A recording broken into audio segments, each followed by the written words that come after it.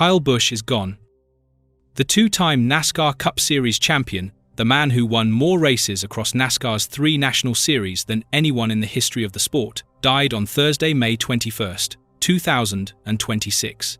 He was 41 years old. The announcement came from the Busch family, Childress Racing, and NASCAR simultaneously, in a joint statement that confirmed what the motorsport world had been dreading since the news broke earlier that day that Busch had been hospitalized with a severe illness.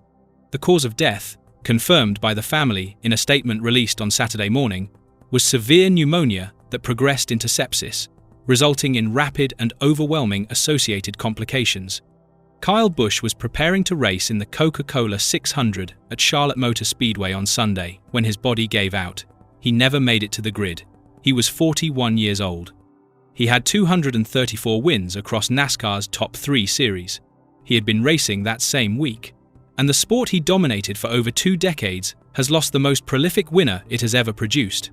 Let us go through exactly what happened in the final days of Kyle Busch's life, what his career actually meant for NASCAR, and how the sport is now dealing with the most devastating loss it has experienced in years. Start with a timeline of his final week. Kyle Busch competed at Watkins Glen on May 10th.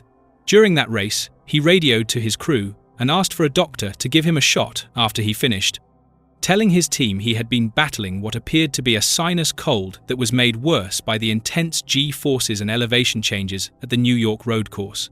Despite the health issue, he kept competing.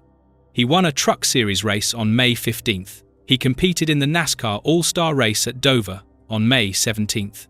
4 days after racing at Dover, the illness that had been manageable became critical. On Wednesday, May 20th, Kyle Busch was at a racing simulator facility in Concord, North Carolina, preparing for the Coca Cola 600. A 911 call obtained from the Cabarrus County Sheriff's Office confirmed that the caller told dispatch Busch was coughing up blood and experiencing shortness of breath at the facility. A separate report confirmed he became unresponsive at the simulator and was transported by ambulance to a hospital in Charlotte. Childress Racing issued a statement on Thursday confirming he had been hospitalized with a severe illness. Hours later, the joint statement from the family, RCR, and NASCAR confirmed he had died. The family's Saturday statement provided the specific medical cause. Severe pneumonia progressed into sepsis.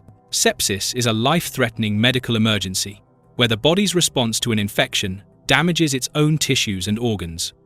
It can progress with frightening speed, from an apparently manageable illness to an overwhelming and fatal condition. The pneumonia that Kyle Busch had been managing on track, that he dismissed as a sinus cold at Watkins Glen, had silently developed into something far more serious. By the time he reached the simulator on Wednesday, his body was already in a critical state. Brad Keselowski, his colleague and rival, confirmed publicly that he had known Busch was not feeling well. But then, when he ran the truck race last week, those thoughts were honestly kind of erased in my mind. Keselowski also offered one of the most honest assessments of the culture that may have contributed to Busch racing while seriously ill. There's no shortage of drivers that would love to take my seat or anybody else's seat if we weren't feeling well, and I think every driver feels that pressure. That statement from a fellow driver captures something genuinely important about the world Kyle Busch operated in. The pressure not to miss a race. The pressure to push through illness. The culture of NASCAR, where any sign of weakness can be interpreted as an opening for a replacement. Whether that culture played any role in Kyle Busch continuing to race while seriously ill is not a question anyone can answer with certainty. But Keselowski raised it honestly, and the sport will need to think seriously about it. Now to who Kyle Busch actually was, because that is the most important part of this story. Kyle Busch won 234 races across NASCAR's 3 national series. That is more than any driver in the history of the sport. He won 63 races in the Cup Series alone. He won 2 Cup Series championships in 2015 and 2019. He won more Truck Series races than any driver in history. He won more Xfinity Series races than any driver in history. He won at circuits that no one else has dominated in the same way. He won in the rain. He won on road courses. He won on superspeedways. He won on short tracks.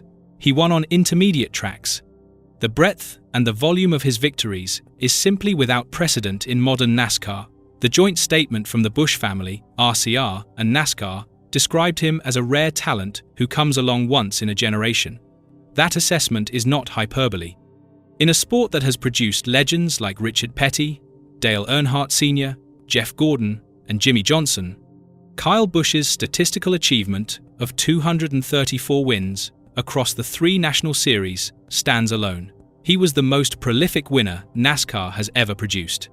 He was also one of the most polarizing figures the sport has ever known. Kyle Busch did not make it easy to root for him.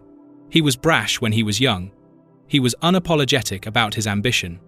He raced hard, sometimes too hard, and the incidents with rivals accumulated over the years. He drove for Joe Gibbs Racing for the first chapter of his career and won championships in the famous 18 and 51 cars. He moved to Richard Childress Racing for 2023, joining a team that had been looking for a driver of his caliber. He was in his 22nd full-time Cup Series season when he died. The personal dimension of the story matters enormously. Kyle Busch is survived by his wife Samantha and their children. The NASCAR community's reaction to the news was immediate and genuine. Every team, every driver, every track, NASCAR itself. The tributes that poured in from across the sport confirmed the scale of what the community has lost. He was a son, a husband, a father, a teammate, and a rival, in addition to being one of the greatest racers the sport has ever seen.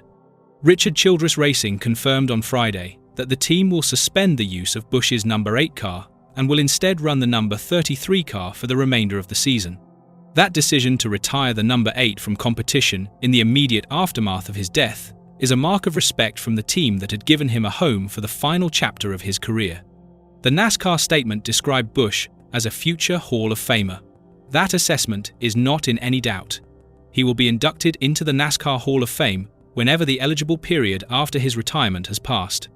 His 234 wins, his 2 championships, and his dominance across 3 series for over 2 decades make his Hall of Fame candidacy not a question of if, but simply of when.